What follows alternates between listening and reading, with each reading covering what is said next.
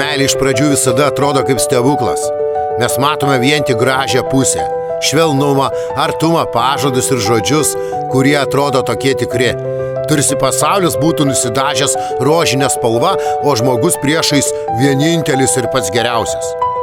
Mes tikime, kad jis kitoks, kad šį kartą viskas bus kitaip, kad čia ta meilė, kuri nepavargsta, neskaudina, nesugriauna, bet vieną dieną rožiniai akiniai nukrenta. Ir tada pamatome ne iliuziją, o tikrą žmogų, su silpnybėmis, egoizmu, abejingumu ir visais tais kampais, kurių prieš tai nenorėjome matyti.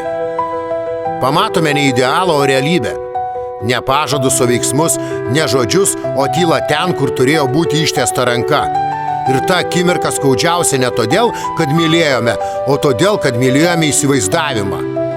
Paaiškėja, kad tas žmogus netoks rūpestingas, kaip atrodė, netoks artimas, kaip tikėjome, ir netoks nuoširdus, kaip buvo žadėta. Mes suprantame, kad dažnai patys užsidedame tuos sakinius, nes norėjome tikėti, kad ši istorija bus kitokia. Norėjome tikėti žmogumi labiau, nei jis buvo vertas. Kai nukrenta rožiniai akiniai, meilė nebūtinai dingsta, bet dingsta naivumas, dingsta saviapgaulė. Belieka tikra tiesa, kartais skaudi, kartais geliančiai aiški, ir tada tenka rinktis, ar toliau kabintis už sapno, kuris jau išsisklaidė, ar priimti tikrovę ir paleisti. Nes tik tada, kai pamatome žmogų be iliuzijų, suprantame, ar jis tikrai vertas mūsų širdies.